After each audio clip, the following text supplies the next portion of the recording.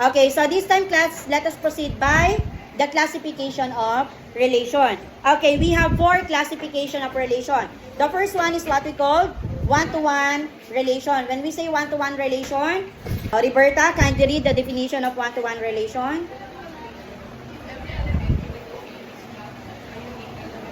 Okay, meaning when we say one-to-one relation, one domain for one range only. So, hindi pwedeng maulit si domain or hindi rin pwedeng maulit si range. O example, the elements of set A are A, X, B, Y, and C, Z. So, the given example is written in ordered pairs. So, we can represent the given relation as ordered pairs or mapping. Based on the given, what are the domains? A, B, and C. So, this is the domain. And the range is X, Y, Z. So, using mapping, we can use an arrow. Ituturo mo lang. Si A ay partner nino.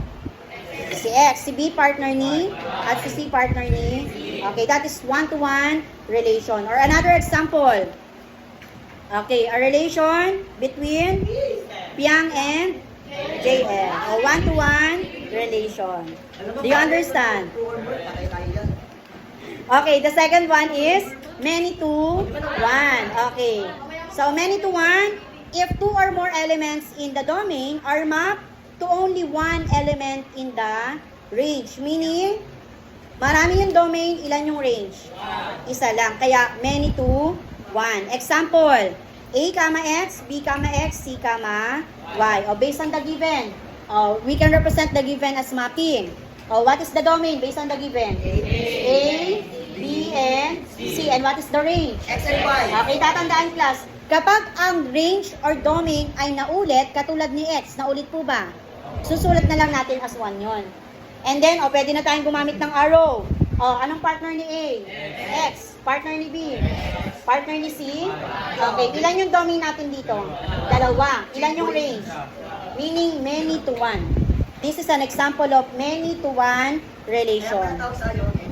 Do you understand? Yes. Okay, another example. Okay, we have Piang and JM. Another, Jaren and Piang and Binsoy and Piang. So, isusulat natin as ordered pair. The elements of set A are what? Sino yung first word? JM, Piang. Open parenthesis ulit. Jaren, Piang. Close parenthesis, open parenthesis. Binsoy, Okay, so how many ordered pairs do we have? 3. Okay, we have 3 ordered pairs. So, do you understand the meaning of many to one? Okay, the third one is one to many naman. Okay, one to many, if each element in the domain is mapped to any 2 or more elements in the range. By the way, class, balik tayo sa many to one. Sino po ang naulit? Si Piang, meaning naulit ang ating range.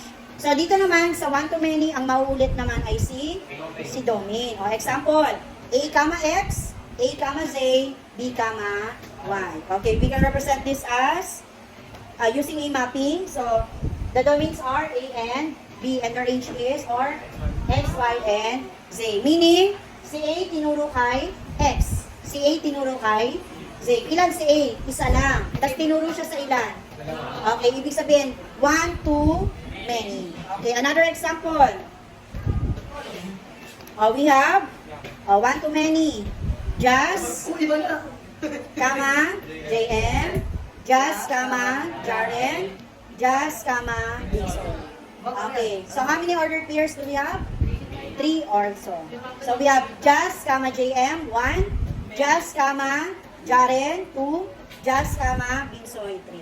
So any question? And the last one is? Many to many. Yes, many to many. Meaning, many to many is a combination of one to many and many to one. Pinagsama na siya.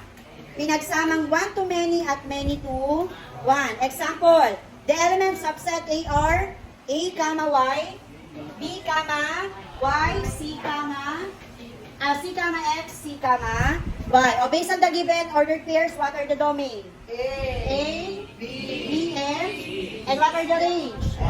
Y, and Z, and S. Okay. Use an arrow diagram to represent the given ordered pair. A, comma. Okay. Then, B, comma. O, ilan po to? Dalawa. Ito? Isa. O, many to? One na siya. O, proceed ulit tayo. B, comma. J. O, ilan to? Isa. Si B ay tinuro kanino? Kay Y at kay Z. Ilan to? Dalawa. Meaning, may one to many rin.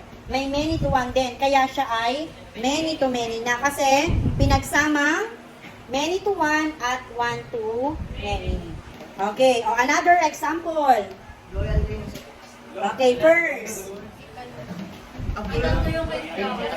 Okay, o use unordered pair tayo. Ilang ordered pair kaya ang mapo-form natin? First, Jaren, kama, Piang. O, isa na yon. Second, Binsoy, kama, Piang. Next, Binsoy, kama, Jazz. Tatlo na. Next, JM, kama, Piang. Next, JM, kama, ilang ordered pairs? Okay, 5 ordered pairs. Naintindihan po? Any question about classification or kinds of relation?